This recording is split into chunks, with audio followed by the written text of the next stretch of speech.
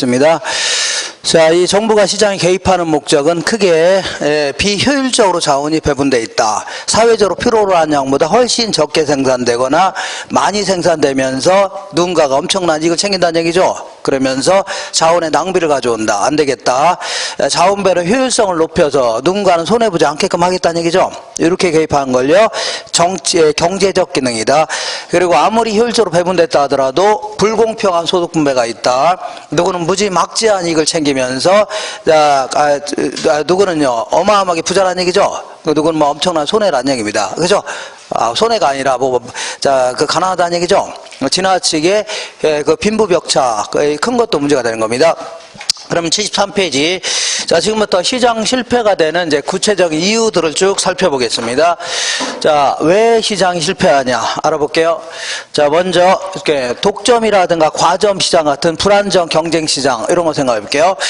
자, 이 어쨌거나 독점 시장 같은 경우는 공급자가 몇 명이라고요? 한 명인 시장을 독점 시장이라 이렇게 얘기합니다. 그러면 얘네들은 지네들 마음대로 가격을 올리거나 내릴 수 있는 겁니다. 그죠? 공급자가 한 명밖에 안 되니까. 그런데 이 가격을 자꾸 건들게 되면 시민단체가 가만히 있지 않겠죠? 그러니까 어떤 형태로든 다른 형태로 할 겁니다. 얘네들은 이 가격을 건드는 대신에 생산량 조정을 통해서 우회적으로 가격을 올리는 형태 있죠? 이런 형태를 취하게 됩니다. A라는 방법이 있고 B라는 방법이 있는데 경제학적으로 이렇게 하는 겁니다. 얘네들은 1000개를 생산할 수도 있고 100개만 생산할 수도 있는데 1000개를 생산했을 때의 가격은 한요 1000원 정도 한다고 치자. 근데 100개만 생산하게 되면 시장에 나와 있는 물건이 많아요, 적어요? 몇 개 안 되죠. 그러니까 서로만 구입하려다 보니까 가격은 자연스럽게 올라갑니다. 그러니까 경제학적으로 한 10,000원 정도가 되는 겁니다. 이런 식으로. 그러면 이렇게 해도 매출액은 100만원, 파는 가격은 100만원. 이렇게 해도 매출액은 뭐라고요? 100만원. 이렇게 되는데, 둘 다 파는 가격은 똑같다는 얘기죠? 근데, 이 공급 독점자는 A라는 방법으로 생산하려고 할까요? B로 생산하려고 할까요? B로 하려고 한다는 얘기입니다. 왜 그러냐면, 이렇게 조금 생산해야 자기네들은 원재료도 10개 구입할 거 몇 개라고요? 1개만 구입하면 되는 거죠? 아닌가요? 사람도 10명 채용할 거 몇 명이라고요? 1명만 채용해야 되는 겁니다. 수도요금, 전기요금, 가스비, 각종 관리비도 10분의 1로 줄어든 거죠. 그러면 얘네들은 무지막지한 이익을 챙겨가는 겁니다. 그러니까 사회적으로 필요로 한 양보다 훨씬 적게 생산되면서 얘들은 뭐라고요? 무지막지한 이익을 챙기는 거 있죠. 이런 형태입니다. 그리고 요거는 공급 독점자들은 보통 이제 공장은 뭐 독점자니까 크게 차렸을 겁니다. 근데 나중에 생산은요 조금밖에 안 하는 거죠. 그러니까 유유설비가 존재한다. 이것도 일종의 자원의 낭비를 가져오는 겁니다. 이것도 일종의 뭐라고요? 시장 실패입니다. 시장 성공은 사회적으로 자원을 빠짐없이 골고루 배분되었을 때가 시장이 성공했다. 이렇게 얘기합니다. 자, 이번에는 자 거기 보시면 공공재 알아보겠습니다. 공공재는 도로라든가 뭐 교량 같은 거 이런 걸 생각해 볼게요. 도로라든가 뭐 교량 아니면 공원이라든가 치안 이런 거 생각할 수 있는데 이런 것들은 성격상 비경합성이라는 특성을 갖고 있습니다. 자, 비경합성이 뭐냐면 자 굳이 이걸 이용하려고 싸울 필요가 없다는 얘기죠. 그러니까 함께 이용하더라도 소비량이 줄어들지 않는다. 그러니까 모두 다 같이 소비할 수 있다는 얘기입니다. 예를 들어서 우리 수업 끝나고 여기 후평역까지 가는데 그 도로 있죠. 도로를 요거를 어떤 사람 이용하고 어떤 사람 이용 못하고 이런 거 없죠. 그래서 다 같이 이용할 수 있다입니다. 굳이 싸울 필요도 없이. 그래서 사과가 하나 있다면 어떤 사람이 먹으면 다른 사람 못 먹는 거죠. 근데 그건 아니라는 얘는 함께 소비하더라도 누구는 소비하고 누구는 못하고 그런 거 없다는 얘기죠. 소비량이 줄어들지 않는다는 얘기입니다. 한 사람당 소비량이 다 똑같다는 얘기죠. 다 같이 소비할 수 있다는 얘기입니다. 그 다음 두 번째는요, 비배제성이라는 특성을 갖고 있습니다. 이건 또 뭐냐면, 자, 이 도로는 원래 누가 깔아요?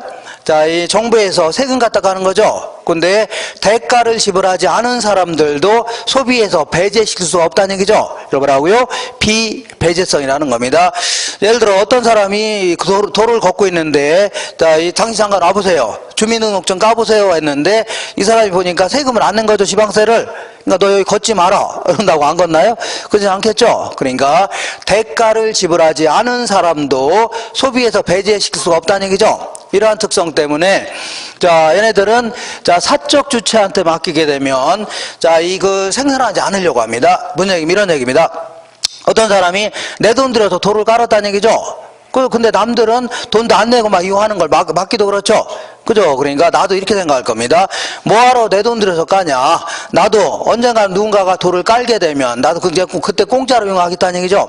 이런 걸요 무임승차 이렇게 얘기합니다. 무슨 승차라고요? 무임승차. 그래서 자 무임승차의 문제 때문에 항상 사적 주체한테 맡기게 되면 과소 생산할 수밖에 없어요. 알겠죠? 그러니까 정부가 직접 나서서 그 세금 갖다가 도로도 깔고 공원도 만들고 하겠다는 얘기죠. 이렇게 될 수밖에 없다는 얘기입니다. 자, 세 번째는 뭐가 있냐면 정보의 비대칭이다 해서 요것도 자, 항상 시장의 실패라는 것은 누군가가 엄청난 이익을 얻고 있다는 얘기죠. 그럼 누가 손해본다는 얘기입니다. 알겠죠? 이게 일종의 답을 하고요. 시장 실패. 나중에는 정말 불공평한 소득 분배까지 연결되는 겁니다. 어쨌거나 자, 누구는 어떤 지역이 개발된다는 우수한 정보를 갖고 있고 누구는 모르고 있다는 얘기죠. 그러면 개발된다는 정보를 갖고 있는 자들은 아주 정상 이상의 큰 돈을 가져갈 수 있을 겁니다. 그죠? 근데 누구는 손해본다는 얘기죠. 이것도 일종의 답을 하고요. 시장 실패입니다. 알겠죠? 이렇게 이해가 되겠죠? 그리고 이 시장 실패와 관련돼서 정보의 비대칭으로부터 도덕적 해이라든가 역선택 이런 것도 발생할 수 있는데 우리 시험에서는 다음 중 시장 실패의 이유가 아닌 것은 그러면 독과점, 규모의 경제, 공공재, 아니면 정보의 비대칭 아니면요 그 도덕적 해이, 역선택 이런 거 나오면 답을 하고요. 시장 실패다 이렇게 마시면 돼요. 알겠죠? 다시 할게요. 도덕적 해이라든가 역선택 있죠? 요거는 자세히 안 물어보니까 만약 이런 게 들어가면 이것도 일종의 뭐라고요? 시장 실패다 이렇게 하시면 돼요. 알겠죠? 그럼 여기서 간단히 말해볼게요. 자, 이 보험회사가 있습니다. 이 보험사가 있는데 갑이라는 사람이 이제 공장 운영하다가 지금 공장이 너무 운영이 안 돼서 망하기 직전입니다. 창고에 물건이 엄청나게 쌓여 있습니다. 그래서 얼마 있으면 망할 예정입니다. 망한 게 뻔하죠. 이 사람이 보험사 몇 군데 찾아가서 그 손해보험 계약을 체결했습니다. 몇 군데. 그죠? 계약을 체결했는데 곧바로 무슨 일을 저지르면 금방 탄로날까봐 한 달 정도 지났습니다. 몇 달 지났다고요? 한 달 지나면서 자기 공장하고 창고에 일부러 불을 지른 겁니다. 알겠죠? 일부러 불을 지르면서 자 원일 모르게 불이 났다고 하면서 물어달라고 할 수 있죠? 그럼 불이 완전히 전소됐으면 이건 이유를 찾기가 쉬워요? 어려요? 어렵다는 얘기입니다. 그럼 어쩔 수 없이 물어줘야 되는데 이때 만약에 보험회사가 이 사람이 그런 행동을 할 거라는 거를 계약 전에 알았더라면 계약 체결을 했을까요? 안 했을까요? 안 했겠죠? 근데 이러한 행동이 계약 이후에 나타난 겁니다. 그러면 얘는 상대에서 손해보고 이득 볼 수 있죠? 그죠? 이것도 잘 모르고 계약했으니까 얘는 손해보고 이득 보는 거 아닙니까? 이런 게 일종의 도덕적 해이 이렇게 얘기합니다. 무슨 해이라고요? 도덕. 자, 무슨 얘기냐면 이 법 제도적 허점 있죠? 요걸 이용해서 이율 늘리려는 이러한 사고 있죠? 법 제도적 허점 있죠? 요걸 가지고 이윤을 누리겠다는 이런 거 있죠? 나이롱 환자 같은 거 있죠? 답을 하고요. 도덕적 해이라는 겁니다. 이번에는 자, 이거는 어떤 아파트 매수자가 있고, 이건 매도자가 있습니다. 매도자가 있는데, 자, 매도자는 자기 아파트가 층간소음이 심하다. 이런 거 알아면 몰라요? 알겠죠? 파는 자니까. 근데 매수자는 모르고 거래할 수도 있겠네요. 그죠? 얘기도 안 하고 거래했다는 얘기죠? 근데 이제 잔금까지 다 치르고 나서, 자, 방에서 자려고 했더니 애들 쿵쿵대는 소리가 다 들린다는 얘기죠? 나중에 살인까지 갈 수도 있는 겁니다. 그죠? 상당히 심각한 문제인데, 그럼 얘는 크게 손해보고, 그 거래했고, 얘는 이득 받기죠, 상대적으로. 그죠? 그럼 만약에 이 재화의 특성을 그러니까 이 아파트의 특성을 계약 전에 알았더라면 이 사람이 계약했을까 안 했을까요? 안 했겠죠. 근데 이러한 재화의 특성이 계약 이후에 나타난 겁니다. 알겠죠? 이후에 알았다는 얘기죠. 그러면 얘는 크게 손해보고 이득 본다는 얘기죠. 이런 걸 역선택이다. 잘못된 선택했다는 얘기죠. 이런 걸 역선택이다. 이것도 일종의 답을 하고요. 자, 정보의 비대칭과 연결되는 겁니다. 누군 정보를 알고 있고 누군 모르고 있다는 얘기죠. 이거와 다 연결된다. 이렇게 하시고 외부 효과라는 것은 자, 이 갑이라는 사람이 있는데 이 사람이 자 볼게요. 이 사람이 자 자기하고 전혀 모르는 제3자한테 피해를 입혔습니다. 상당한 손해를 입혔어요. 그러면 손해 입혔으면 보상해야 돼, 안 해야 돼요? 보상해야 되는 거죠. 내가 지나가다가 차 끌고 가다가 어떤 아가씨를 넘어뜨려서 코를 깨뜨렸죠. 그죠? 그럼 내가 이 사람한테 피해를 준 거야, 안 준 거예요? 준 거 아닙니까? 그럼 보상해야 돼, 안 해야 돼요? 해야 되죠. 근데 조금 이따 하겠지만 자 보상을 안 하고 있다는 얘기죠. 구조적으로. 그죠? 그러면 안 하고 있다면 얘는 크게 이득 보고 얘는 손해 보는 거 아닙니까? 그죠? 이거는 시장 기능에 맡겼다가는 해결돼야 하는데요, 안 된다는 얘기입니다. 그래서 정부가 나서겠다는 얘기입니다. 알겠죠? 정부가 나서겠다. 요거는 부동산과 관련돼서 중요성이 좀 있습니다. 그렇기 때문에 별도로 한 문제를 물어볼 수 있습니다. 따로 한 문제를 물어볼 수 있고, 그 다음에 규모의 경제 알아보겠습니다. 자, 규모의 경제는 규모가 점점 커질수록 자, 이 생산비가 점점 절감되는 장기 평균 비용이 절감된다는 얘기입니다. 그러면 자, 볼게요. 제 질문해 볼게요. 규모가 점점 커짐에 따라서 생산비가 절감되니까 규모가 커짐에 따라서 이익은 커진다는 얘기예요, 작아진다는 얘기예요? 이익은, 비용이 절감되니까 이익은 커진다는 얘기죠. 그러니까 덩치가 클수록 이익은 점점 커진다는 얘기죠. 이런 걸 일종의 뭐라고요? 규모의 경제라는 겁니다. 아시죠? 그러면 보통 이제 편의점이라든가 구멍가게 같은 경우는 물건을 소량 구입해서 소량 판매하죠. 그러니까 비싸게 구입해서 비싸게 팔 수밖에 없는데, 요 앞에 있는 이마트 같은 경우는 물건을 대량으로 구입합니다. 그러니까 대량으로 판매하죠. 그러니까 대량으로 구입할 때는 싸게 구입할 것 같아요, 비싸게 구입할 것 같아요? 무지막지하게 싸게 구입합니다. 예를 들어 항상 제가 하는 얘기인데, 지나가다 내 수박 한 통을 구입할 때는 10,000원인데 내가 이러는 겁니다. 아저씨, 여기는 수박 다 주세요, 7,000원씩에. 그러면 아저씨는 얼른 팔고 와서 쉴 수도 있는 거죠. 이런 게 일종의 답이라고요, 규모의 경제입니다. 그러니까 이마트 같은 경우는 통상 이렇게 계약합니다. 자, 이 그 물건이 자라기도 전에 미리 농사 잘 짓는 농부들이죠. 이거 미리 계약을 다 트는 겁니다. 그래서 배추 한 포기당 뭐 10원씩 이렇게 해서 계약합니다. 예를 들어, 그러나서 나중에 배추가 다 자라면 이마트 차 있죠. 쓸고 와서 싹쓸이 하는 겁니다. 그러니까 엄청나게 싸게 구입하니까 나중에 조금 싸게 팔더라도 우리가 좀 귀찮지 않으면 다 어디로 가요? 이마트로 가죠. 한두 개 살 때는 그냥 그 동네 구멍가게 가지만 좀 물건 좀 많이 살 때는 다 어디로 가요? 대형 마트로 가죠. 그러니까 얘네 하나 들어서면은 자연스럽게 그 지역을 지배하는 구조가 될 수밖에 없어요. 이런 걸요, 자연 독점이다 해줍니다. 자, 이 물건 배추 파는 데는 여러 군데가 있는데 얘들은 규모 때문에 그 지역을 뭐라고요?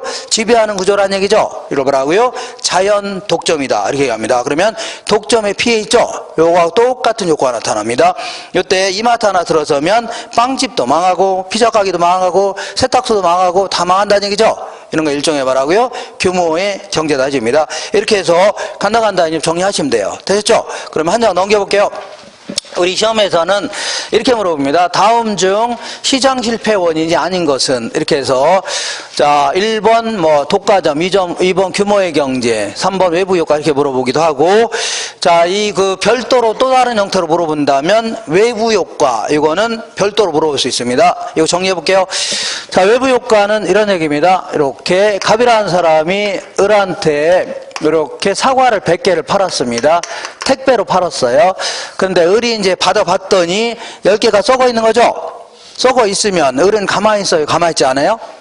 가만히 있지 않겠죠. 당장 전화해서 10개 가져가라, 아니면요, 자, 이 돈을 깎아달라 할 수 있죠. 이런 식으로 거래 당사자 간에는 누구한테 손해를 입히거나 그러면 가격과 수량이 반영된다는 얘기죠. 이걸요, 시장 내부 효과다 해줍니다. 시장 뭐라고요? 내부 효과. 굳이 정부가 개입할 필요 있어 없어요? 알아서 해결하는 거 아닙니까? 그죠? 근데 지금부터는 갑이라는 사람이 있는데, 이 사람하고 전혀 상관없는 제3자입니다. 3자한테 상당한 손해를 입혔습니다. 손실 입혔으면 보상해야 돼, 안 해야 돼요? 손해 입혔으면 보상해야 되죠? 근데 조금 이따 하겠지만 구조적으로 뭐 보상 안 하고 있다는 얘기죠? 그죠? 안 하고 있으면 얘는 이득 보는 거고 얘는 가만히 있다가 손해 보는 거죠? 그렇잖아요? 그래서 이거를 조금 이따 하겠지만 시장 기능에 맡겼더니 해결돼야 한대요? 안 된다입니다. 누구는 크게 이득 보고 누구 손해 본다는 얘기죠? 그럼 가만 놔두니까 해결돼야 한대요? 안 되니까 정부가 나서서 해결하겠다는 얘기입니다. 아시죠? 저 나가서 손해 보는 자들이 없게끔 하겠다는 얘기죠? 난 아직까지도 무슨 얘기인지 잘 모르겠다. 상관없습니다. 지금 할 거니까. 자, 그러면 외부 효과, 이걸요, 그 시장 내부, 그러니까 시장 기능으로 해결할 수 없다 해서 뭐라고요? 시장 외부 효과. 정부가 개입할 수밖에 없다는 얘기죠. 이걸요, 시장 외부 효과, 이렇게 얘기합니다. 자, 이 외부 효과는 크게 이제 두 가지 형태 이렇게 구분할 수 있는데, 이렇게 한번 쪼개 보겠습니다. 얘는 뭐랄까요? 외부 경제, 이렇게 얘기합니다. 얘를 뭐랄까요? 외부 불경제, 이렇게 해볼게요. 외부 불경제. 자, 그리고 요걸 뭐라 하냐면 정의 외부 효과, 이렇게 얘기합니다. 얘를 뭐라 할까요? 부의 외부 효과, 이렇게 얘기하는데, 어쨌거나 이렇게 정의를 먼저 내려볼게요. 얘 누구한테 이익을 줬습니다. 그 이익을 줬는데 처음부터 의도한 건 아닙니다. 어쨌거나 이익을 줬는데 그에 따라서 대가를 받아야 돼요? 안 받아야 돼요? 받아야 되죠? 못 받고 있는 상태, 이런 상태를 말하고요. 외부 경제. 얘는 거꾸로 누구한테 손해 입혔다는 얘기죠? 알겠죠? 근데, 자, 거기에 따라서 보상을 받아야 되는데, 보상을 못 받고 있는 상태, 이런 상태를 뭐라고요? 외부 불경제, 혹은 뭐라고요? 부의 외부 효과라는 겁니다. 난 무슨 얘기 모르겠다. 아, 손해를 입혔는데 왜 보상을 못 받고 있냐? 의아해할 수도 있겠네요. 자, 그럼 간단히 해결해 볼게요. 자, 여기가 이제 강의 상류고, 강의 하류라는 얘기죠? 그래서 강의 상류에서 화학공장을 운영하는 사람이 있었는데, 자, 화학공장 운영하다 보면 오염물질 같은 거 나와요, 안 나와요? 나오죠? 그럼 이거를 그냥 생각 없이 여기다 버린 겁니다. 항상 아침에 설거지 했어요? 안 했어요? 설거지 했는데, 안 하고 오신 것 같은데요, 지금? 그냥 그냥 방치해 놓고 왔나요? 어쨌거나 그 설거지한 물 있죠? 퐁퐁으로 설거지한 물을 드시고 오셨나요? 꿀꺽꿀꺽 막 드시고 오셨나요? 그러진 않겠죠? 요거를 어디다 버려요? 이거 수채구멍에 버렸을 거 아닙니까? 그럼 얘가 결과적으로 어디를 가는 거예요? 얘가 또랑으로, 그 다음에 하천으로, 강으로, 바다로 가겠죠? 그죠? 이런 거 버리라고 있는 거 아니냐? 그러면서 이 사람도 생각 없이 이제 버린 겁니다. 그죠? 버렸는데, 이하고는 전혀 상관없이 요 밑에서 광어 양식업자가 있었는데 양식하는 사람이 물고기 다 죽었다는 얘기죠. 그럼 상당한 손해를 입혔네요. 근데 손해를 입힌 게 처음부터 의도적으로 그랬나요? 예를 들어 밤에 몰래 가서 농약 뿌리고 막 죽인 건 아니죠. 그럼 얘는 가만히 있지 않을 겁니다. 곧바로 경찰에 신고해서 어떻게 해결하려고 하죠. 근데 의도한 건 아니라는 얘기입니다. 어쨌거나 애매모호하다는 얘기죠. 그래서 어쨌거나 의도했던 간에 안 했던 간에 손해 입혔으면 보상해야 돼, 안 해야 돼요? 보상해야 되는 겁니다. 근데 구조적으로 보상 안 하려고 한다는 얘기죠. 왜 그러냐면 양식업자가 쫓아가서 이제 물어달라고 할 거 아닙니까? 그러면 얘는 순순히 물어주려고 하려나요? 어떤 형태로든 얘는 빼고서 안 물어주려고 할 겁니다. 왜 공장은 나밖에 없냐? 다른 공장도 있는데 걔 때문에 죽을 수도 있다. 그리고 네가 물고기가 죽은 이유를 화학적으로 증명해봐라. 그러면 얘는 화학 알아요, 몰라요? 광어 회 뜨는 것밖에 모르는데 어떻게 합니까? 그런가? 그거 잘 모르겠죠? 그리고 소송하려면 해라. 이렇게 나올 수 있죠? 그죠? 그럼 이거는 10년이 걸릴지 20년이 모릅니다. 애매모호하기 때문에. 알겠죠? 그래서 어쨌거나 이런 상태를 뭐라고요? 외부 불경제라는 겁니다. 알겠죠? 그러니까 보상 안 하려고 하니까 이 시장 기능에 맞겠다고는 해결되어야 한대요? 안 된다는 얘기입니다. 그죠? 그래서 정부가 이제 나서겠다는 얘기입니다. 정부가 나서서 이렇게 손해 입히는 자들한테는, 각종 이제 조세 같은 거 잔뜩 부과하겠다. 아니면 부담금 같은 거 부과시키겠다. 이렇게 해서, 이거 돈 걷어서, 이 손해 난 자들 있죠? 이들한테 이제 주면 되겠네요. 아니면 이걸 원천적으로 봉쇄할 수도 있는데, 예컨대, 지역지구제다 해서, 이러한 지역은 자연환경 보전지역이다. 공장 나가라 할 수 있죠? 이렇게 해서 해결할 수 있겠네요. 아주 논리 자체는 아주 간단합니다. 누구한테 손해 입혔으면 보상해야 돼, 안 해야 돼요? 해야 되는데 안 하고 있다는 얘기죠. 구조적으로 안 하고 있으면 이거는 시장 기능에 맞겠다고 해결돼야 한대요. 안 되니까 정부가 나서겠다는 얘기입니다. 남한테 손해 입히는 자들 있죠. 고자한테 조세도 부과하고 부담금 부과하겠다는 얘기죠. 이렇게 좀 됩니다. 알겠죠? 예. 그리고 여기서부터는 나중에는 암기하셔야 돼요. 나중에 뭐라고요? 암기하셔야지 제가 논리적으로 이게 설명을 할 건데 설명해도 이해가 좀 안 가기도 합니다. 그죠? 그러니까 하지 마세요. 제가 이제 다른 몇 개만 할게요. 몇 개만 하는데 다음 제가 이제 다른 데서는 그림도 그리고 했는데 지금 하지 마세요. 그림 그리는 거는요 3월 달에 하시면 됩니다. 원래 지금 하려고 했는데 자꾸 어려워하시니까 아니 너무 걱정하지 마세요. 제가 얘기하는 거 있죠? 암기만 하더라도 문제 푸는 건 지장 없습니다. 지금 웃음이 나오세요, 지금? 심각하게 얘기하는데? 좀 뒤에서 지금 낄낄낄낄 대면서 막 비웃고 있고, 제가 이렇게 우습게 보입니까? 예? 그러니까 너무 그래프는 거 집착하지 마세요. 다만, 아까 제가 조금 이제 시장 실패의, 의의를 중심으로 한 번 더 알아볼게요. 제가 시장 실패가 뭐라고 했어요? 사회적으로 바람직한 생산량보다 훨씬 많이 생산되거나 적게 생산하면서 누군가는 무지막지한 이익을 챙긴다고 했죠? 이걸 뭐라고요? 시장 실패라는 겁니다. 그러면 만약에 화학공장이 원래는 이런 데서 공장한 사람들은 보상해야 돼, 안 해야 돼요? 보상해야 될 거 아닙니까? 그럼 이런 데 공장하는 사람들이 보상을 하고 생산했다면, 아니면 폐수 방실 같은 거 했더라면 그쪽으로 돈이 나갔을까, 안 나갔을까요? 또 나가는 바람에 생산량이 줄어들었겠죠? 이게 바로 사회적으로 바람직한 생산량입니다. 알겠죠? 근데 보상도 안 하고 생산하니까 바람직한 생산량보다 어떻다고요? 과대 생산되면서 어떻게 해야 한다고요? 과대 생산하면서 누구는 엄청난 이익을 챙겨, 누구는 손해본다는 얘기죠? 그죠? 그러니까 정부가 나서서 이런 식으로 해결하겠다는 얘기입니다. 알겠죠? 이렇게 마시면 됩니다. 자, 이번에는 이렇게 해볼게요. 어떤 지역이 있는데, 자, 이 지저분한 주택가라는 걸 알 수 있을 겁니다. 어떤 주택가라고요? 지저분한 주택가. 왜 그러냐면 여기 꼬맨 자국 있어 없어요? 꼬맨 자국 있잖아요. 잘 보시면 있죠? 이렇게 지저분한 주택가다. 들어가는 길도 없어서 그냥 오솔길 같은 것밖에 없다는 얘기죠. 그래서 어떤 돈 많은 사람이 멋진 가든을 딱 차렸는데, 이 동네에다 멋진 뭐라고요? 무지막지하게 큰 가든 차려서 연못도 크게 만들고, 그리고 레스토랑도 크게 하고 박물관 같은 것도 만들고 그랬죠. 굉장히 크게 딱 만들었는데, 문제는 들어온 입구가 없어서 이제 길을 또 딱 만든 겁니다. 원래 도로를 누가 까는 거냐면 국가가 까는 걸 국도라는 겁니다. 지자체가 까는 걸요 지방도 해주는 거 아닙니까? 근데 이거는 개인이 까는 거죠. 이걸 사도 이렇게 할게요. 개인이 만들 도로를요 사도다. 어제가 이거 깔았더니 얘들이 교통이 편리해졌어요, 안 편리했어요? 편리해졌죠. 그리고 들어온 입구가 지저분하니까 나무 같은 거 잔뜩 심은 겁니다. 그랬더니 애들이 아주 쾌적한 동네로 바뀌었죠. 그죠? 그럼 이런 동네 집가격이 올라갈까요, 안 올라갈까요? 올라가긴 해. 서로 막 구입하려니까. 그러면 얘들이 상당한 이익을 준 거야, 안 준 거예요? 줬죠. 근데 처음부터 의도적으로 줬나요? 처음부터 돈 빌려주거나 이런 건 아니죠. 어쨌거나 의도했던 간에 안 했던 간에 이익을 줬으면 그에 상응하는 대가를 받아야 되는 겁니다. 정상적인 사회라면. 근데 대가를 못 받고 있는 상태, 이런 상태를 뭐라고요? 이거를 정의 외부 효과라는 겁니다. 알겠죠? 왜 못 받나 볼게요. 가든 주인이 가만히 보니까 나 때문에 집가격이 문제가 올랐다는 얘기죠. 그래서 쫓아가서 이장님 잠깐 나와보세요. 나 때문에 집가 오른 거니까 동네 사람한테 오른 거 다 걷어서 가져오세요. 이렇게 한 거 아닙니까? 그랬더니 이장님이 한다는 얘기가, 야 이놈아, 누가 너보고 거기다 가든 차려하겠냐, 이렇게 나오겠죠. 그러니까 예전에 받아서는 해결돼야 안 돼요? 안 되는 겁니다. 알겠죠? 그래서 그러면 그러니까 해결이 안 되니까 얘들은 이득 보고 얘는 상대적으로 손해 보는 거죠. 그죠? 그래서 이제 정부가 나서서 해결하겠다는 얘기입니다. 시장 기능으로 해결돼야 한대요?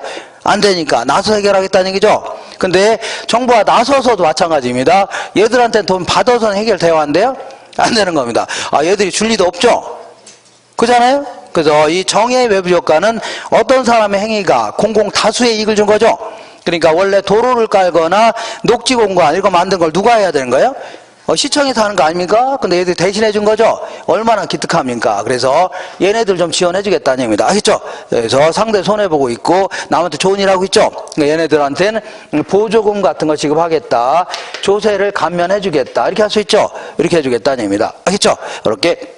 자, 그럼 이것도 마찬가지로, 자, 그 시장 실패 정의와 맞물려서 한번 설명해 볼게요. 자, 아까 얘기한 대로 시장 실패는 사회적으로 바람직한 생산량보다 훨씬 많이 생산되거나 적게 생산하면서 누군가는 무지막지한 이익을 챙긴다고 했죠? 그거 뭐라고요? 시장 실패라는 겁니다. 그러면 자, 만약에 이 가든 주인이 대가를 받는 게 바람직한 거죠? 맞죠? 그럼 대가를 받고 생산했다면 가든이 커졌을까요? 작아졌을까요? 커졌겠죠? 그리고 생산량도 많아졌겠죠? 이게 바로 바람직한 생산량입니다. 근데 대가를 못 받고 생산하니까 바람직한 생산량보다 어떻다고요? 과소 생산되면서 얘들은 이득 보고 얘는 손해본다는 얘기죠? 그죠? 그래서 정부가 이런 식으로 개입하겠다는 얘기입니다. 아시죠? 이렇게 해서, 자, 다시 한번 해볼게요. 어렵게 생각하지 마시고, 남한테 피해를 줬으면 보상해야 돼요? 안 해야 돼요? 해야 되는데 구조조절 안 하고 있다는 얘기죠. 안 한 자들한테는 조세라든가 이런 건 부과하겠다는 얘기죠. 부담금 부과하겠다. 그래서 해결하겠다는 얘기고, 남한테 이익을 줬으면 대가를 받아야 되죠. 구조조절 못 받고 있으니까 이렇게 그 대가를 못 받은 자들이죠. 그런 자들한테 보조금 지급하겠다. 뭘 하겠다고요? 감면해 주겠다. 이 얘기입니다.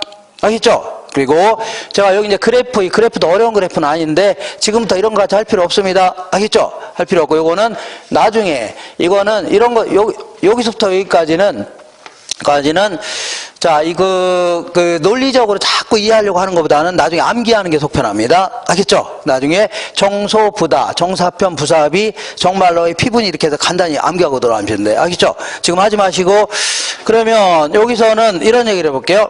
얘는, 자, 휨피 현상과 관련되어 있다. 이렇게 표현합니다. 무슨 현상이라고요? 휨피 현상이다. 얘는 뭐라 할까요? 님비 현상과 관련되어 있다. 이렇게 얘기합니다. 님비. 자, 우리 교재에는, 우리 교재에는, 잠깐요.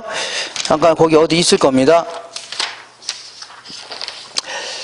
자, 거기 보시면, 247페이지 잠깐 보겠습니다. 247페이지에 찾으셨나요?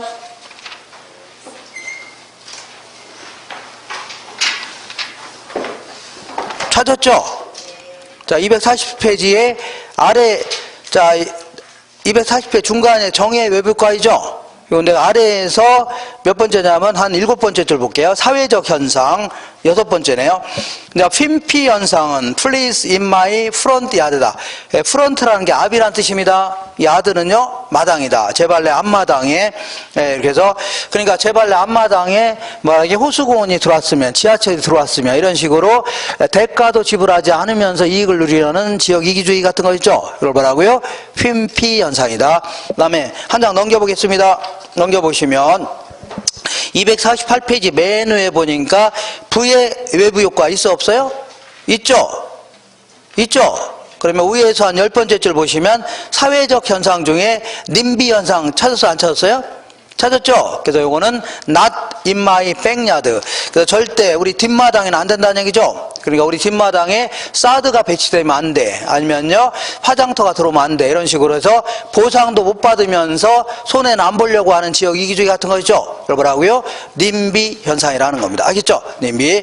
그래서 여기서는 우리 이제 1, 2월 달에는 요 정도만 기억해도 충분합니다. 알겠죠? 더 하려고 했는데 좀 힘들어 하시니까, 요건 뭐 암기하시면 돼요.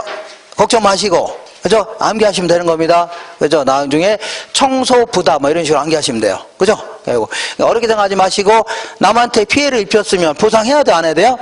해야 된다. 안 하고 있다는 얘기죠? 안 한 자들한테 뭘 하겠다고요? 세금이라든가 부담금 부과하겠다. 그 얘기입니다. 남한테 이익을 줬으면 대가를 받아야 되죠? 대가를 못 받은 자들한테 뭐라고요? 조세 감면해주겠다. 그런 얘기입니다. 아주 간단한 얘기예요. 아주 간단한 얘기입니다. 시장 기능에 맡기면 해결돼야 한대요? 안 되니까 정부가 나서겠다는 얘기입니다. 자, 지금까지는 자, 생산과 관련돼서 주로 외부 효과 알아봤는데, 요거 맨 아래 볼게요. 요거 맨 아래, 우리 노트로 돌아오셔서, 맨 아래, 아이고, 자, 소비와 관련돼서도 외부 효과가 발생할 수 있다는 얘기죠? 그죠? 찾았어요? 안 찾았어요? 찾았죠? 그래서 어떤 여자분이, 늘씬한 여자분이 민스카트 입고, 호평역 앞에를 활보하고 다니는 겁니다. 그랬더니 어떤 남자가 침을 질질 흘리면서 막 쓰러지는 거죠. 유행가도 쓰러집니다 이런 노래가 있는데 그거 잘 모르시나 보네요. 그걸 해야 돼요 지금? 예. 하라고 해서 제가 안 합니다. 이렇게. 자, 그러니까 어쨌거나 그 쓰러지니까 이 사람의 소비 행위가 남한테 이익을 준 거야 안 준 거야? 준 거 아닙니까? 그럼 거기에 따라 대가를 받아야 돼요 안 받아야 돼요? 받아야 되죠? 근데 이 남자가 쓰러지기만 했지 돈은 주려고 안 주려고 10,000원짜리 안 주려고 하죠? 그래서 이런 것들은 정부가 나서서 해결해야 되는데 요거는 어쩔 수 없습니다. 이거 가만 놔둡니다. 근데 오른쪽 볼게요. 자, 소비 관련 부의 외부 효과다. 어떤 버스 정류장에서 어떤 아저씨가 담배를 하도 많이 펴갖고 팔까지 부러졌습니다. 어떻게 부러졌다고요? 팔 부러졌는데 그럼에도 불구하고 버스 정류장에서 담배 막 피니까 지나가는 아줌마한테 피해를 줘야 안 줘요? 주죠. 그럼 거기에 따라 보상해야 돼, 안 해야 돼요? 해야 되는데 담배만 폈지 보상도 안 하려고 하죠. 그래서 요거는 정부가 나서서 해결합니다. 요즘에는 웬만한 데는 담배 필 때 거의 없을 정도로 자, 이 금연 정류장이다 하면서 규제하려고 하겠죠. 이걸 뭐라고요? 부의 외부 효과 해줍니다. 자, 지금까지는 이거 아시겠죠? 지금까지는 자, 정부가 외부 효과가 발생하면 이렇게 정부가 나서서 해결하겠다 그런 얘기입니다. 어떻게 하겠다고요? 나서서 해결하겠다 그런 얘기인데 이 코스라는 사람은 정부가 굳이 나설 필요가 없다. 정부가 굳이 나설 필요 없이 이 환경에 대한 모든 사람은 소유권 외에도 환경에 대한 재산권이죠. 이런 걸 부여하는 겁니다. 그래서 환경에 대한 재산권을 피해를 준 자는 반드시 보상하도록 법으로 정하는 겁니다. 알겠죠? 예를 들어 이런 얘기입니다. 어떤 얘기냐면 어떤 지역이 있는데 주택가가 있습니다. 주택가가 있는데 어떤 사람이 자기 땅이라고 연탄공장을 딱 차렸다. 그럼 남한테 피해를 줘야 안 줘요? 주죠. 그럼 거기에 따라 보상하면 상한데 보상 안 한다는 얘기죠. 그죠? 그러면 이런 사람들은 반드시 보상해 주도록 법으로 정하는 겁니다. 그럼 정부가 나설 필요 있어 없어요? 없죠. 근데 문제는 법으로 정하는 게 쉬워요, 어려워요? 어렵다. 왜 그러냐면 여기 사는 사람들도 너 때문에 피해받았다고 물어달라 할 수 있죠. 원래 다른 병이 있었는데 연탄공장 들어온 바람에 너 때문에 병 걸렸다 물어달라 할 수 있죠. 이런 경우는 불어주면 안 되겠네요. 그러니까 우리 시행령 이런 걸 통해서 누구를 보상해주고 어느 정도 범위를 보상할 것인가 이런 것만 법으로 정확히 규정만 해놓으면 정부는 뭐라고요? 관리 감독만 철저히 하면 된다는 얘기죠. 그죠? 그럼 굳이 정부가 이런 식으로 나설 필요 있어 없어요? 없다는 얘기입니다. 알겠죠? 시장 기능에 맡길 수 있다는 얘기입니다. 이걸요 코스의 정의라는 겁니다. 뭐의 정의라고요? 코스의 정의다. 그다음에 지금까지는 시장 실패를 해결하려고 정부가 개입했는데 시장 실패가 더 커질 수도 있어 없어요? 있다는 얘기입니다. 이걸요 정부 실패라는 겁니다. 시장 실패가 해결하려고 정부가 개입했는데 더 커졌다는 얘기죠. 그걸 뭐라고요? 정부 실패다 이겁니다. 원인은 뭐 여러 가지가 있을 겁니다. 그래서 정부의 불완전한 지식과 정보다 해서 문제 인식을 제대로 못하는 경우 있죠. 이런 경우에는 오히려 시장 실패가 더 커질 수 있는 겁니다. 규제 방법의 불완전성과 뭐 경직성이다 해서 맨날 무슨 규제하려면 무슨 세금만 가지고 뭐 규제하거나 이런 경우 있죠. 오히려 역효과가 더 커질 수도 있는 겁니다. 근시안적인 규제다 해서 코앞에 선거만 보고 있죠. 요 선거만 보고서 여러 가지 규제해요, 안 해요? 할 수 있죠. 요것도 문제가 될 수 있고 관료주의적인 병폐다 해서 이 공무원 사회에 깊이 이제 뿌리 박혀 있는 비민주적 병폐 같은 거 있죠. 이런 것도 한몫할 수 있는 겁니다. 부정부패 이런 거. 그러니까 관급봉사라고 해서 예를 들어서 뭐 정부가 뭐 시청에서 뭐 도로도 깔고 아니면 공원도 만들고 교량도 놓고 하려고 하겠죠. 그러려면 이제 건설사한테 이제 그 입찰에 붙이는데 어김없이 옛날에는 뭐 똥값 아니면요 룸사롱 또 뭐야 무슨 골프채 이런 게 왔다 갔다 했다는 얘기죠.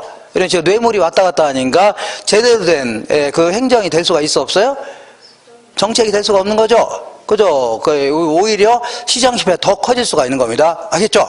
그래서 자 요거 기억나시나 모르겠는데 여러분들 태어나기 전인데 언제냐면 94년도면 태어나기 전 아닙니까? 맞죠? 그래서 94년도에 이 성수대교가 있는데 성수대교에 여기 성수대교가 느닷없이 여기 툭 무너진 겁니다. 다리가 이제 가만히 지나가던 다리가 이제 무너진 겁니다. 그죠? 그래서 여러분 태어나기 전이라 아주 잘 모를 겁니다. 그래서 그때 이 당시만 해도 뭐 무슨 강북으로 막 버스 타고 다니는 사람이 굉장히 많았습니다. 그래서 전에 무학여고, 여중고 있죠? 그 애네들 중심으로 해서 한 35명인가 이 정도가 이제 갑자기 죽은 겁니다. 그죠? 이게 일종의 뭐라고요? 요거는 그래도 사고가 좀 그나마 좀 작은 건데, 그 다음 연도에 95년도에, 자, 서울에 이제 고속버스 터미널 뒤쪽에 삼풍백화점이 딱 있었는데, 이런 백화점 처음 들어봤을 겁니다. 그래서 매출액 굉장히 높았던 롯데 다음으로 이제 고급 물건 많이 팔던 이런 데인데, 이 삼풍백화점이 어느 날 95년도 어느 날 뭐 여름인가 어느 날 그냥 무너진 겁니다. 어느 날 이거는 자, 이 95년 이전에는 사상 초유입니다. 이런 게 있을 수가 없는 겁니다. 아니 멀쩡히 있던 건물이 왜 무너집니까? 그죠? 있을 수가 없는 겁니다. 이거는 왜 그래요? 그냥 공무원다고 결탁해서 건설사 결탁해서 철근 1개 들어갈 걸 10개 집어 거꾸로 했네요. 10개 걸 1개 집어넣고, 세멘트 10봉지 들어갈 걸 1봉지만 넣고 있죠? 이런 식으로 이제 짓고, 그냥, 증축, 뭐, 개축 같은 거 있죠? 용도병, 이거 전부 다 그냥 눈 감아주고, 거기다 똥값 받고, 룸사롱 들어와서 술 처먹고, 이러다 보니까 이런 형태가 발생한 겁니다. 그러니까 지금까지의 어떤 부정부패가 이걸 통해서 그냥 총체적으로 드러난 겁니다. 그죠? 그러면서 여기에 지금 502명인가가 여기 사망한 겁니다. 그리고 6명인가는 그 행방불명, 시신 찾지도 못하고 이렇게 된 겁니다. 그죠? 엄청난 사고입니다. 그죠? 요게 이제 그 지구 역사상 최고의 사고입니다. 이런 게 있을 수가 없는 겁니다. 이 이후에 2010년도인가 방글라데시인가 어디에서 1000명이 죽은 건물이 무너지면 요게 이제 가장 큰 사고고, 그 전에는 이게 가장 역사적으로 최악의 사고였습니다. 이게 건물이 어떻게 무너집니까? 그죠? 있을 수가 없는 겁니다. 이렇게. 자, 이러한 그 비민주적인 그런 공무원들의 행태 있죠? 요런 게 한몫한 겁니다. 이거는. 그죠? 이렇게. 그리고 이제 그 이권 개입과 정치적 결정이다 해서 무슨 얘기냐면, 의사들 편을 들어주려 했더니 뭐 약사들이 자꾸 뭐라고 하고, 약사 편에 설렸더니 또 한의사가 뭐라고 하고, 이렇게 해서 이권 개입이 너무 심하다는 얘기죠. 그리고 때로는요, 정치적 결정. 그러니까, 자, 이 편의를 위해서 이렇게, 원래는 이런 동네가 이제 도로가 그 교량 같은 게 없어서 교량을 놔야 되는데, 여기다 막 또 교량을 또 놓는다는 얘기죠. 왜 그랬더니 여기가 인구가 많아서 나중에 선거철에 도움이 받고 다닌다는 얘기죠. 이런 걸요, 정치적 결정이라는 겁니다. 이런 게 전부 다 한몫하는 겁니다. 알겠죠? 이렇게 정리하시고 한 장 넘겨보겠습니다. 자, 지금까지는 정부가 시장에 왜 개입하려고 하냐. 자, 이 개입의 근거다, 혹은 개입의 목적, 근거, 이런 쪽에서 알아봤고, 이번에는 그러면 이런 목적을 달성하려고 이런 걸 정책 수단들이라는 겁니다. 보조금, 조세, 이런 거 있죠? 이걸 정책 수단이라 하는데, 정책 수단을 크게 이제 세 가지 형태로 구분해 볼게요. 이렇게. 자, 맨 먼저 이용하는 과정에서 이걸 규제할 수도 있습니다. 이걸 뭐라고요? 이용 규제다 해줍니다. 이용하는 과정에서 뭐라고요? 규제할 수 있네요. 이걸 뭐라고요? 이용 규제. 자, 이거 진짜입니다. 한번 신문 보세요. 역사상 초유입니다. 뭐라고요? 역사상. 일부 부서뜨리지 않은 이상은 무너질 수가 없는 겁니다. 알겠나요? 가만히 있던 건물이 왜 무너집니까? 왜 무너져요? 무너질 수가 없는 겁니다. 그죠? 나중에 검색해 보세요. 태어나기 전에 이런 일이 있었던 거니까. 그죠? 태어나기 전에. 처음 들어보죠, 이거? 처음 들어봤죠? 네, 처음 들어봤을 겁니다. 이렇게. 자, 이용 규제다. 그다음 이용 규제는 이용하는 과정에서 이거 하지 말아라, 저거 하지 마라 규제할 수 있죠. 그러니까 부동산 이용을 바람직한 방향으로 유도하기 위해서 어떤 지역에 그 투기가 극성이니까 니네들 거래할 때는 반드시 허가를 맡아라 할 수 있죠. 이런 식으로 개입하는 겁니다. 그래서 각종 인가를 맡아라, 허가를 맡아라, 허가를 맡아라, 아니면 이런 데는 공장 차리지 말아라, 규제하거나 등등등 이런 걸 답을하고요. 이용 규제라는 겁니다. 그 다음에 직접적 개입이라고 있는데, 요거는 그야말로 정부가 시장의 불신에 근거한다, 시장 기능에 맡겼다가는 공공재 같은 거 있죠? 이런 거, 아까 도로라든가 공원 이런 것들은 사적 주체한테 맡기게 되니까 개발하려고 안 하려고요? 안 하려고 하죠. 그리고 시장 기능에 맡기게 되면 극빈층들은 집 살 돈도 없죠. 임대료 낼 돈도 없는 거 아닙니까? 이런 사람도 있는데, 그런 사람을 위해서 직접 아파트 지어서 팔기도 한다는 얘기죠. 임대도 하고 이렇게 직접 부동산 시장에 들어가서 수요자나 공급자가 돼서 개입하는 겁니다. 수요자 혹은 공급자가 돼서 개입한다. 요거는 혹은 이런 뜻입니다. 영어로 뭐라고요? 혹은. 영어도 좀 합니다. 우리 부동산학은 종합응용과학이기 때문에 별별 걸 다 합니다. 영어 수업도 합니다. 오와 하면 발음도 안 되네요. 오와 하면은요. 다시 할까요?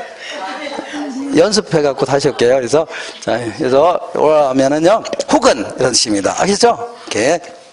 자, 그래서 직접, 자, 정부가 들어가서 시장에 땅 구입해서 도로도 깔고, 공원도 만들고, 항만실도 하고, 도시도 개발하고, 도시도 재개발하고, 아파트 지어서 팔기도 하고, 이런 거 있죠? 다 뭐라고요? 직접적 개입이다. 그러면 요 사이에 이제 간접적 개입이라는 게 하나가 있는데, 요것만 좀, 자, 그러니까 우리 시험 할 때는 얘는 찾아낼 수가 있습니다. 얘와 얘는 잘하면 다 알아낼 수가 있어요. 그럼 요것만 좀 기억하시면 되겠네요. 얘는 이제 부동산 시장의 틀은 유지한 상태에서 주로 사이드에서 개입하는 이런 형태는 어떻게 개입하냐면 조세나 금융수단을 동원하는 겁니다. 예를 들어 어떤 지역에 토지 투기가 극성이다. 그러면 그런 지역에서는 대출 안 해주겠다는 얘기죠. 아니면요, 세금 왕창 부과하겠다. 이렇게 개입하는 거 있죠. 조세나 금융수단을 동원하는데 요것만 잘 기억하시면 됩니다. 그래서 보조금을 지급했더니 부담스러워하더라. 이렇게 요 네 가지 보조금을 지급했더니 뭐라고요? 부담스러워하더라. 이렇게. 자, 그래서 요거는 보조금을 얘기합니다. 조세, 그 다음에 금융수단, 그 다음에 부담금. 요거 외에도 굳이 하나 정도 더 한다면 정부에서 다양한 형태의 행정적 지원 같은 거 할 수 있죠. 그죠? 지적제도라든가, 등기제도 같은 걸 좀 보완해서 소유권 이전을 원전이 하게끔 하겠다는 얘기죠. 이런 거 다 뭐라고요? 간접적 개입입니다. 이렇게 하시면 돼요. 되셨죠? 네. 자, 지금까지 한 거를 문제를 통해서 몇 문제 먼저 해결해 보겠습니다. 요 책 있죠? 책 갖고 오셨나요? 아, 책입니다. 책. 우리 교재에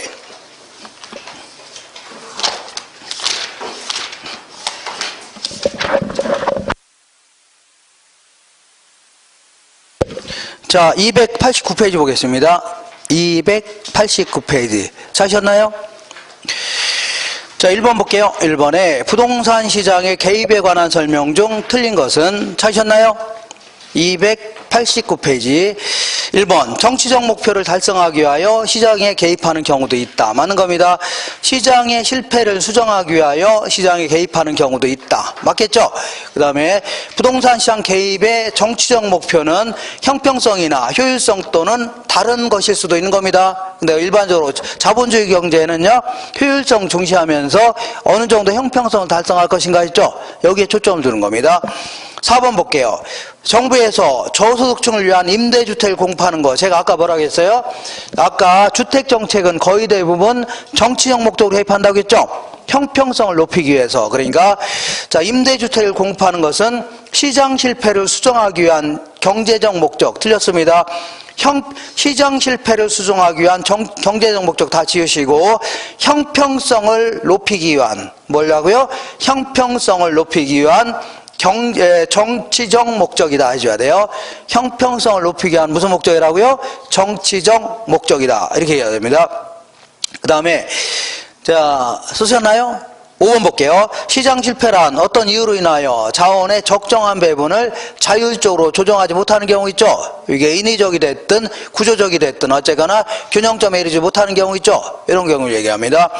2번에 보시니까 부동산의 시장 실패와 관련이 없는 것은 공급 독점이라든가 무임승차자, 공공재, 정보의 비대칭, 이거는 전부 다 시장 실패로 이어집니다. 그럼 정답은 완전 경쟁이죠. 요거는 뭐 현실적으로 존재할 수 없지만 시장이 매우 효율적으로 배분되어 있는 시장입니다. 알겠죠? 극단적으로 효율적으로 배분되어 있는 시장이에요. 한 장 넘겨보겠습니다. 5번. 외부 효과에 대한 설명으로 틀린 것은 인근 지역에 쓰레기 소각장을 설치하게 되면 아파트 시장에 남한테 피해 줄 수 있는 거죠? 부의 외부 효과가 발생할 것이다. 맞는 겁니다. 어떤 사람이 타인의 경제 행위로 인하여 아무런 보상 없이 일방적으로 피해를 받는 경우 있죠. 이걸 뭐라고요? 부의 외부 효과다. 피해를 주는 걸요, 부의 외부 효과. 이익을 주는 걸요, 정의 외부 효과. 3번 볼게요.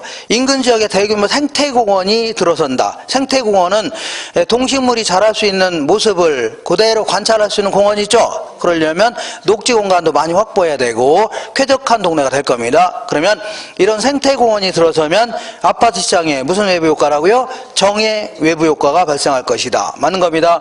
4번에 용도 지역지 규제와 같은 토지용 규제는 부의 외부 효과를 억제하기 위한 수단으로 이용된다. 저기 있죠. 자, 부의 외부 효과 해결 수단 중에 그 중요한 게 하나가 뭐가 있어요? 지역지 규제 있죠. 이런 게 해결 수단이 되는 겁니다. 5번 볼게요. 정의 외부 효과를 발생시키는 재화는 사회적으로 적정한 수준보다 많이 생산되는 게 아니라 부의 정의 외부 효과는 과소 생산한다고 했죠. 나중에 정소부다 이렇게 암기하고 들어가셔야 됩니다. 지금은 이렇게만 문제가 이런 식으로 나오는구나 좀 아시면 됩니다. 자, 7번 볼게요. 자, 7번은 뭐 조금 이따 하기로 하고 다시 여기로 돌아올게요. 돌아오셔서 자, 지금부터 이러한 정책 수단을 다른 형태로 알아보겠습니다. 다른 형태로. 자, 지금부터 이걸 다른 식으로 분류해 갖고 토지 문제를 해결하려는 정부의 정책 수단을 뭐라고요? 토지 정책 이렇게 합니다. 주택 문제를 해결하려는 정책 수단을요, 주택 정책, 그리고 조세와 관련된 정책을요, 조세 정책. 이렇게 세 가지 형태로 그 다른 식으로 분류한 다음에 정리해 보겠습니다. 자, 그래서 요거 이제 지우겠습니다. 이렇게. 자, 먼저, 자, 토지 문제를 해결하려는 정책 수단을요, 토지 정책 해주는데, 일단은 정부가 이제 이런저런 도로를 깔겠다, 아니면 공원을 만들겠다, 이런 거 있죠? 아니면 도시를 만들겠다는 얘기죠? 이런 거 하려면, 거기는 땅을 막, 사들여야 되는데, 그러니까 이 도로를, 여기다 도로를 깔려고 하는데, 이 도로를, 땅을 사들여야 되죠? 그죠? 근데 여기 땅 주인이 뭐라고 하냐면, 나 팔기 싫은데요? 이렇게 나오면, 도로 깔 수 있어, 없어요? 없죠? 그러면 아까 같이 여기가 주택가가 있는데 연탄공장을 딱 차리는 바람에 남한테 피해를 주는 거죠? 너 연탄공장 나가라 했더니 연탄공장 주인이 싫은데 이렇게 할 수 있죠? 웃으면서. 그죠? 그러면 이런 식으로 하게 되면 정부 정책을 수행할 수 있어 없어요? 없다는 얘기 아닙니까? 그러니까 이런 걸 하려면 뭔가 명분이 있어야 돼 없어야 돼요?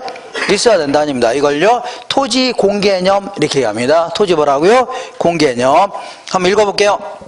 자, 공공의 시장 개입을 위한 명분이 될 수 있는데 사익과 공익의 조화를 기하며 공공복리를 우선시키려는 토지 정책적 개념이 있죠. 이걸 뭐라고요? 토지 공개념 이렇게 얘기합니다. 그래서 우리 헌법 제 122조에 보면 국토의 효율적인 이용 개발, 보전을 위해서 법률이 정하는 바에 따라서 각종 권리와 의무를 부과할 수 있고 또한 제한을 할 수 있다는 얘기죠. 이렇게 명시하고 있습니다. 그래서 거기에 따라서 그 법률 규정에 따라서 뭐 국토의 계획 이용에 관한 법률이라든가 주택법, 건축법 있죠. 이런 각종 법률 규정을 통해서 여러 가지 규제를 하고 있는 겁니다. 되겠죠? 이렇게. 자, 그러면 그러니까 그 중에서 가장 대표적인 정책 수단이 뭐냐면 토지 정책 수단 중에 가장 대표적인 게 용도 지역지구제입니다. 용도 뭐라고요? 지역지구제다. 이렇게. 자, 이게 이제 가장 중요한 제도가 될 수 있는데, 이거는 이제 국토를 효율적으로 이용, 자, 체계적으로 효율적으로 관리하기 위해서 여러 지역마다 여러 가지 정책 규제하겠다는 얘기죠. 관리를 하겠다는 얘기입니다. 그래서 우리나라 지도가 어떻게 되어 있냐면, 이렇게 되어 있습니다. 이렇게. 요게 이제 밑에서 볼 때는 이렇게 보입니다. 밑에 볼 때 있죠? 이렇게 보일 거 아닙니까? 그죠? 요 북쪽은 이제 돼지 같은 놈이 있으니까, 예, 뭐 한국 온다거든요. 오지도 않고, 이 새끼. 자, 어쨌거나, 이렇게 해서, 이렇게 이제 이 아래쪽 있죠? 아래쪽은 이렇게 이제 여러 가지 정부에서 어떻게 해요? 잠깐만요. 이런 지역은 도시지역이다. 이렇게. 무슨 지역이라고요? 도시지역. 이러한 지역은요, 뭐, 자연환경 보전지역이다. 이렇게. 이러한 지역은요, 뭐, 농림지역이다. 이렇게 정할 수 있죠? 정할 수 있죠? 그리고 이런 건 아직 확정은 안 됐지만 이쪽으로 편입이 예상되는 지역, 이걸 뭐라고요? 관리지역 해줍니다. 뭐라고요? 관리지역. 자, 그리고 이러한 이것도 이제 점점 이제 세세하게 할 수도 있죠. 세세하게 지역제를 설정할 수 있습니다. 도시적이라 하더라도 뚝뚝 쪼갠 다음에 이러한 지역은 주거지역, 상업지역, 공업지역 할 수 있죠. 그리고 요거는 아무리 도시라 하더라도 저는 산 같은 게 있으면 좋아요, 안 좋아요? 좋죠. 그래서 이런 걸 녹지지역 해줍니다. 뭐라고요? 녹지지역. 그리고 왜 또 웃기는 얘기 안 했는데 쓸데없이 웃고 그래요? 예? 예? 원래? 지금 내가 이렇게 우습게 보여요? 예? 자, 그래서 이게 아니면은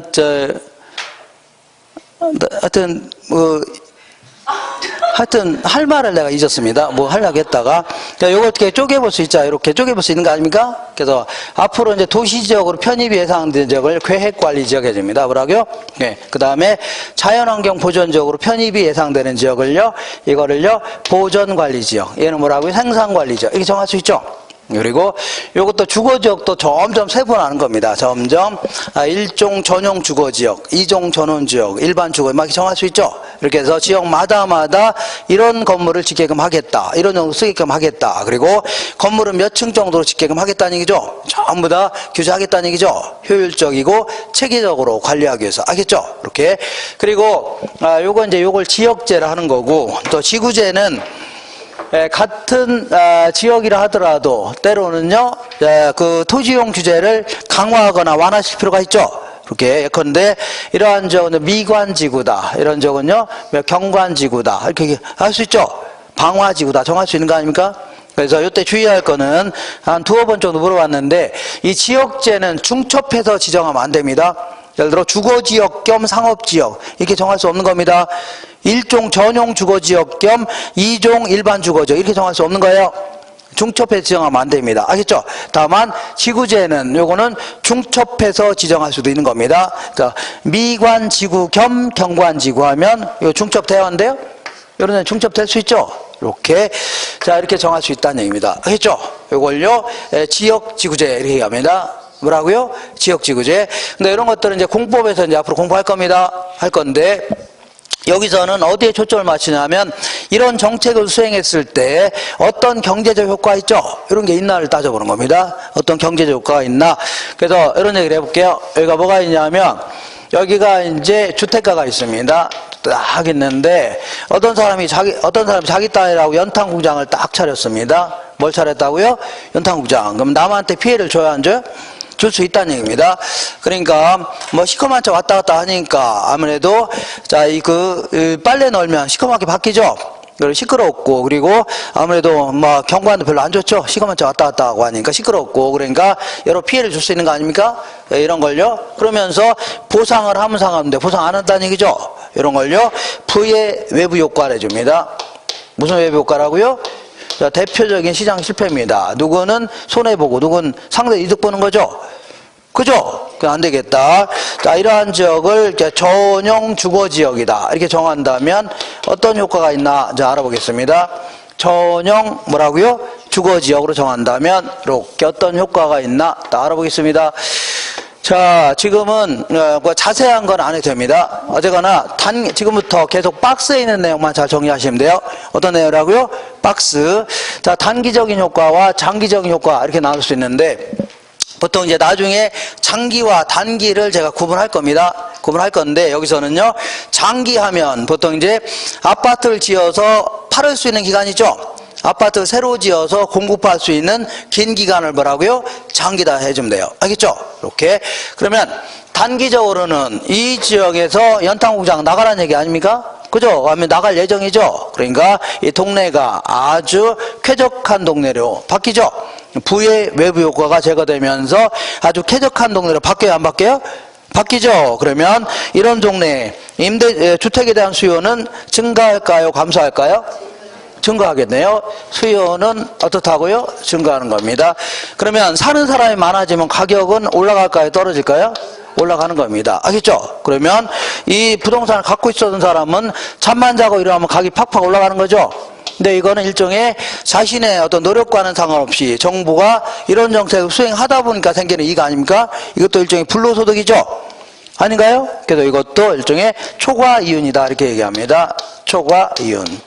자, 요걸 가져가는데 이때 이 초과이윤을 누가 가져가냐면 이상한 표현을 씁니다. 기존의 공급자가 가져간다 이렇게 표현합니다. 아니 기존의 공급자 말이 좀 이상하네요. 뭐냐면 기존의 부동산을 갖고 있는 사람 있죠. 그 사람이 나중에 팔 때는 비싸게 팔 거 아닙니까? 그러니까 여기에 숨어 있는 겁니다. 기존의 부동산을 갖고 있는 자가 파는 자가 될 때 있죠. 그래서 이걸요 기존의 공급자입니다. 알겠죠? 그래서 이거를 사전적 독점이다 이렇게 표현합니다. 사전적 독점이라는 게 기존의 부동산을 갖고 있었던 사람이 누리는 어마어마한 불로소득 있죠. 이걸 얘기합니다. 왜냐하면 나중에 비싸게 구입한 사람은 이익을 못 보는 거죠. 기존의 부동산을 갖고 있었던 사람이 정부가 이런 정책을 수행하는 바람에 큰 이익 보는 거 아닙니까? 그죠? 그래서 이걸요 사전적 독점이다. 이것도 여러 가지 말이 포함되는 겁니다. 이러한 사전에 그러니까 지역지구제를 실시하기 전에 있죠. 부동산을 갖고 있었던 사람이 누리는 엄청난 이익이라는 얘기죠.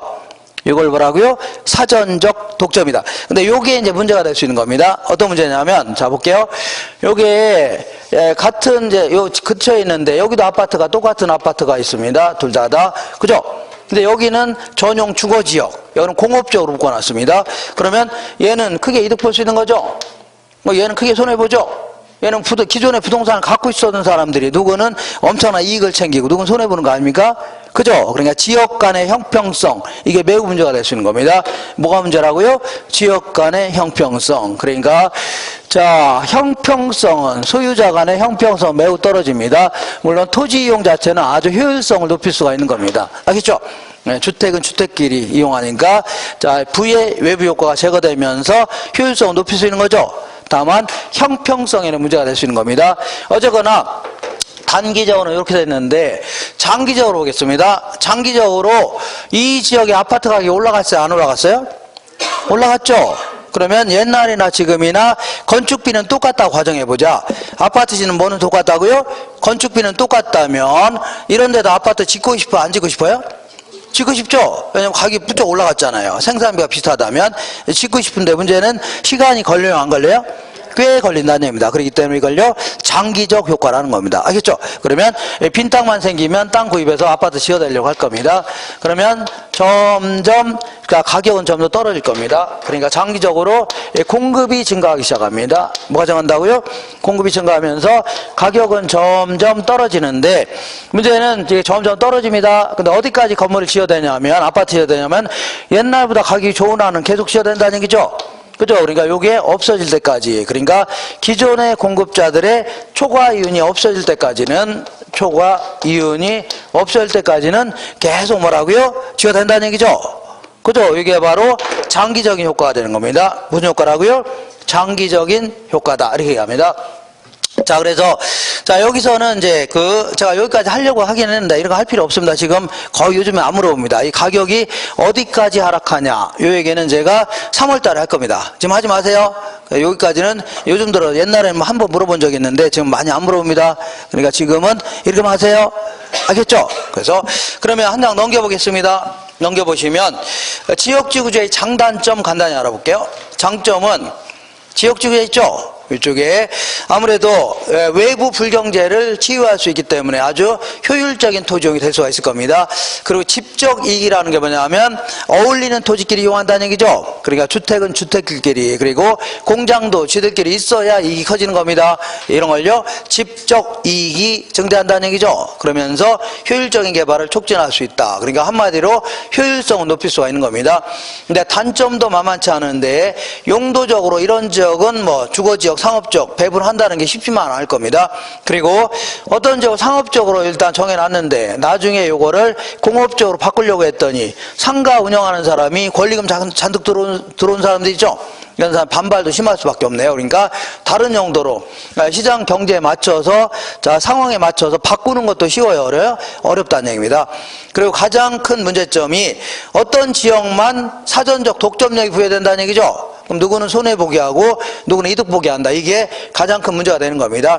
다만 세대 간의 형평성은 높일 수 있다. 그렇게 얘기합니다. 무슨 얘기냐면 자, 이 지역지구의 가장 큰 근간은 우리 시대에 이런 점 개발하겠다는 얘기입니다. 이런 점 보존하겠다는 얘기죠. 이걸 철저히 구분해서 관리만 해 나간다면 우리 후손들을 위해서 쓸 땅이 계속 남아야 안 남아요? 남을 수 있다는 얘기죠. 그러니까 우리 후손한테 아주 잘 보일 수가 있다는 얘기입니다. 이걸 세대 간의 형평성은 뭐라고요? 높일 수가 있다. 이렇게 합니다. 그리고 요거는 이런 얘기입니다. 어떤 지역에 이제 교회가 있는데 이 교회가 있는 지역을 공업적으로 묶어놓으려고 했더니 교회에 있는 사람들이 연일 나와서 막 데모하고 있다는 얘기죠. 그러면 걔들은 또 봐주고 다른 사람은 안 봐주고 할 수는 없는 거죠. 그러니까 결국은 지도책을 막 펼쳐놓은 다음에 뚝뚝 잘라서 뭐 주거지역, 상업지역 막 정할 수밖에 없다는 얘기죠. 이런 식으로 하다 보니까 아무래도 획일적 규제 같은 걸 많이 하다 보니까 지역 특성이 잘 반영이 안 되는 경우도 허다하다는 얘기죠. 이렇게 하시면 됩니다. 그러면 이 지역지구제는 아주 토지용 자체는 효율적으로 운영할 수가 있는 겁니다. 다만 누구는 손해보게 하고 누구는 이득보게 할 수 있다는 얘기죠. 형평성의 문제가 되는데 형평성의 문제를 해결할 수 있는 중요한 방법 중에 하나가 개발권 양도제도 있죠. 이런 게 있는데 요거는 좀 잠깐 쉬었다 하겠습니다. 쉬었다 할게요.